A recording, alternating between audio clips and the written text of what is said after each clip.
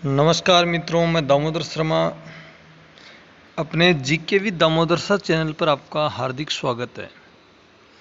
मित्रों, आज 22 सितंबर 2020 के टॉप 10 करंट अफेयर की चर्चा करेंगे। 22 सितंबर के लिए आपको पहला क्वेश्चन है कि हाल ही में उच्च शिक्षा में राष्ट्रीय शिक्षा नीति 2020 के कार्यान्वयन पर विजिटर सम्मेलन का उद्घाटन किसने किया है? इसका उद्घाटन राष्ट्रपति रामनाथ कोविंद ने किया है। दोस्तों, उच्च शिक्षा में जो राष्ट्रीय शिक्षा नीति 2020 के नए नियम हैं, उसको लागू करने के लिए जो विजिटर सम्मेलन किया गया, उस सम्मेलन का उद्घाटन किसने किया था? राष्ट्रपति ने किया, राष्ट्रपति रामनाथ कोविंद ने किया है। दोस्तों, राजस्थान पुलिस है, दिल्ली पुलिस है, उनके लिए ये इम्पोर्टेंट वीडियो साबित हो सकते हैं। दोस्तों, मैं आपको गारंटी देता हूँ, पीटीटी की एग्ज़ाम में देख लेना, बीएसटीसी एग्ज़ाम में देखना, करंट जीके का एक भी क्वेश्चन बाहर से नहीं गया कहीं पर भी। ज्योग्राफी भी आप देख लेना, मेरे द्वारा पढ़ी गई ज्योग्राफी या पढ़ाई गई ज्योग्राफी शानदार थी और उसमें से सब क्वेश्चन आ रहे हैं दोस्तों। और आप भी विश्वास रखना, हर एक आपको क्वेश्चन मिलेगा आपकी एग्ज़ाम के अंतर्गत, आपको धोखा नहीं होगा अंत में। दोस्तों, ध्यान से लिख के आप याद कर लेना। और मैं आपको अभी लाइव क्लासेस शुरू करेंगे, उसमें केवल राजस्थान पुलिस और दिल्ली पुलिस के एग्जाम पैटर्न की चर्चा करेंगे कि कौन से क्वेश्चन आ रहे हैं बार बार, अब ज़्यादा क्वेश्चन कहाँ से आ रहे हैं, किस टॉपिक से आ रहे हैं, उसकी चर्चा करेंगे अपन। वीडियो पसंद आए लाइक करना, शेयर करना, चैनल को सब्सक्राइब करना। और अंत में आपको 2 क्वेश्चन पूछे जाते हैं हर वर्ष, हर वीडियो में, उसके जवाब भी दिया करो दोस्तों आप। दूसरा क्वेश्चन, हाल ही में किस क्रिकेटर ने जम्मू कश्मीर में क्रिकेट अकादमी स्थापित करने की घोषणा की है? अभी सुरेश रैना ने की है। सुरेश रैना मूलतः जम्मू कश्मीर की रहने वाले हैं और जम्मू कश्मीर में ही इन्होंने एक क्रिकेट अकादमी घोषित करने की घोषणा की है। दोस्तों, आप कमेंट में जवाब देना, सुरेश रैना किसके अभी नए ब्रांड एम्बेसडर बने हैं? एक कंपनी है और उसके नए ब्रांड एम्बेसडर बने हैं। आपको उस कंपनी के बारे में बताना कि कौन सी कंपनी के सुरेश रैना ब्रांड एम्बेसडर हैं। इन्होंने क्रिकेट से संन्यास भी ले लिया है और आपको जानकारी दे दूं कि ये आईपीएल भी नहीं खेल रहे हैं, तो ध्यान देना दोस्तों इसके बारे में।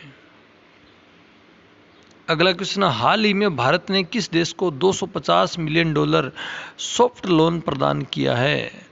मालदीव को दिया दोस्तों। 2050 मिलियन जो डॉलर है, ये जा तो गलत है, लेकिन सॉफ्ट लोन प्रदान किया है, मालदीव को किया है। मालदीव भारत का समुद्री मित्र राष्ट्र है।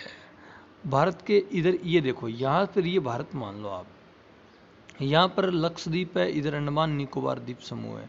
यहाँ पर तो सीमा लगती है, इंडोनेशिया की सीमा लगती है, और यहाँ पर लक्षद्वीप की सीमा बनाता है, मालदीव सीमा बनाता है। इधर अफ्रीका आ जाता है, यहाँ पे अफ्रीका है, अफ्रीका और यहाँ पर मालदीव है। भारत का समुद्री पड़ोसी देश है मालदीव है।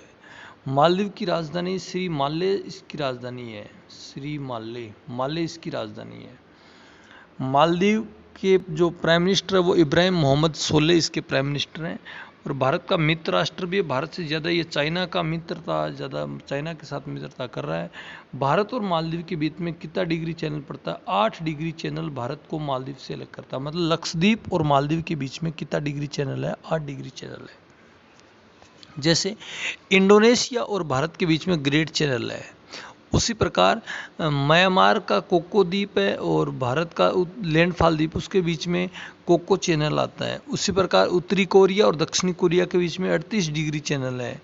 उसी प्रकार कनाडा और अमेरिका के बीच में, यूएसए के बीच में 49 डिग्री चैनल पड़ता है। इस प्रकार से कई चैनल आते हैं दोस्तों। उस पर भारत और मालदीव के बीच में 8 डिग्री चैनल आता है, उसको याद रखना।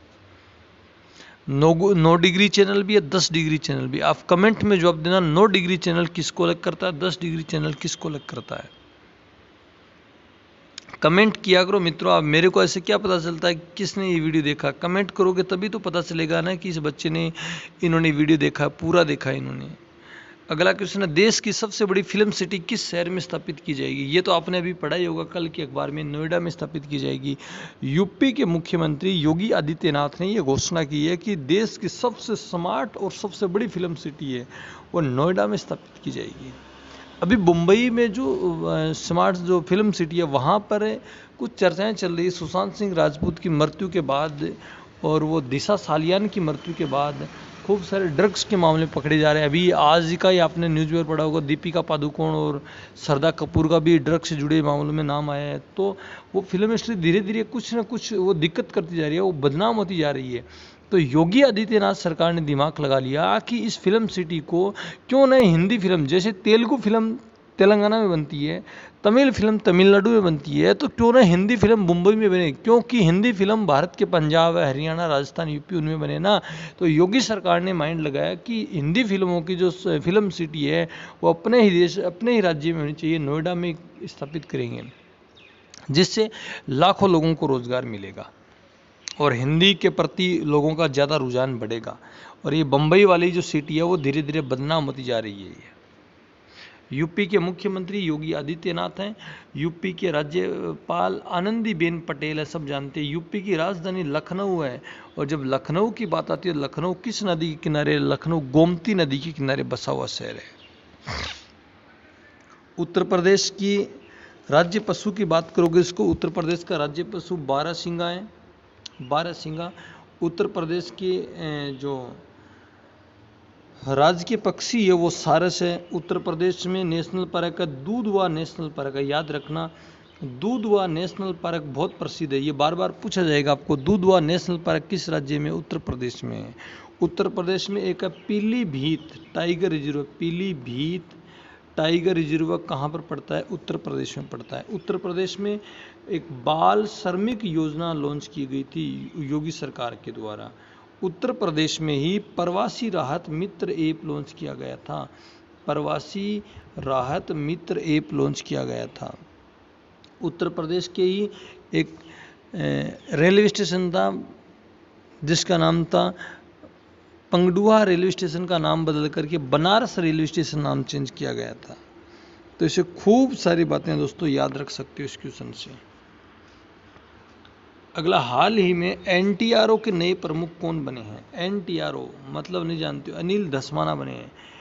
एनटीआरओ मतलब नेशनल टेक्निकल रिसर्च ऑर्गेनाइजेशन, इसका पूरा नाम है राष्ट्रीय तकनीकी अनुसंधान संस्था। दोबारा सुन लेना, राष्ट्रीय तकनीकी अनुसंधान संस्था एनटीआरओ, जिसके प्रमुख बने अनिल धस्माना बने। अनिल धस्माना ये पहले जो रो है ना, भारत की खूब एजेंसी रो, उसके प्रमुख रहे हैं, और अब ये राष्ट्रीय तकनीकी अनुसंधान संस्था के नए प्रमुख बनाए गए हैं।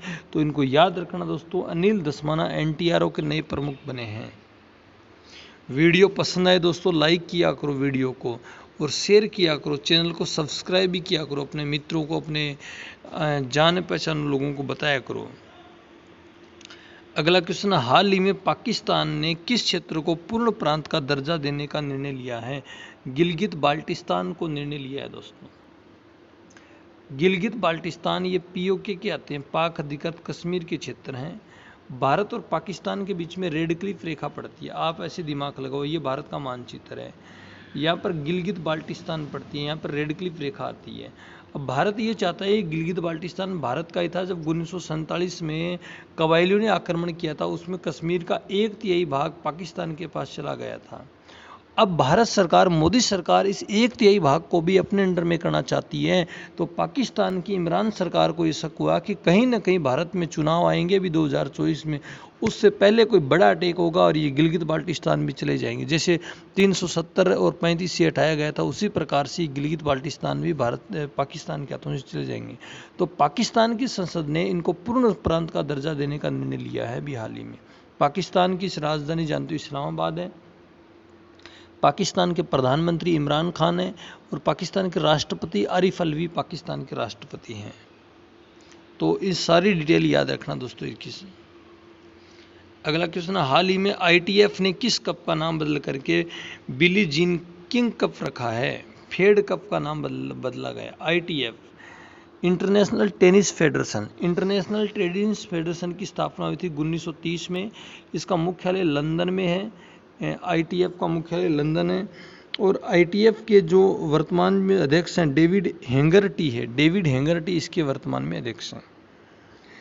इन्होंने अमेरिका की एक टेनिस खिलाड़ी है बिली जीन किंग, बहुत प्रसिद्ध खिलाड़ी थी, उसके नाम पर मतलब उस फेड कप का नाम बदला गया है।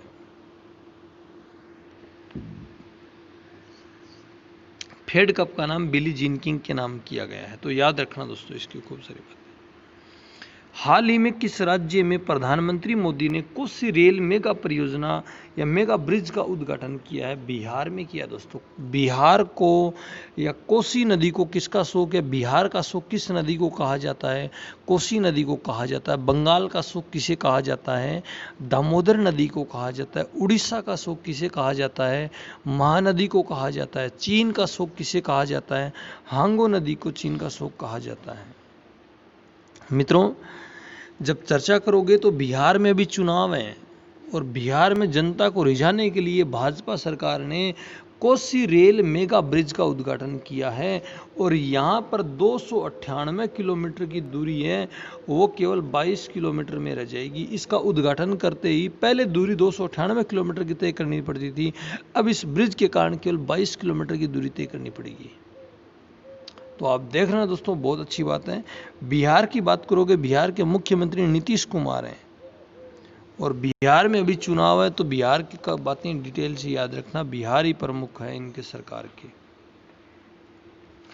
अगला क्वेश्चन, हाल ही में विश्व अल्जाइमर दिवस कब मनाया जाता है? अल्जाइमर दिवस कब मनाया जाता है? 21 सितंबर को मनाया जाता है विश्व अल्जाइमर दिवस। अल्जाइमर एक रोग है जो माइंड में होता है, मस्तिष्क में होता है। मतलब इस रोग होने के कारण यादाश्त खो जाती है, एकदम यादाश्त खो जाती है, वो फेस भी नहीं पहचान पाता है इस अल्जाइमर में, जिस व्यक्ति के लिए रोग हो जाता है। तो इसके प्रति लोगों को जागरूक करने के लिए अंतर्राष्ट्रीय जो विश्व अल्जाइमर दिवस मनाया जाता है। लेकिन दोस्तों याद रखना, 21 सितंबर को एक डे और मनाया जाता है, विश्व शांति दिवस मनाया जाता है। याद रखना, विश्व शांति दिवस भी कब मनाया जाता है? 21 सितंबर को मनाया जाता है। तो दोनों दिवस को याद रखना। अगला, हाल ही में किस राज्य सरकार ने कुपोषित बच्चों के परिवारों को गाय देने का फैसला किया है?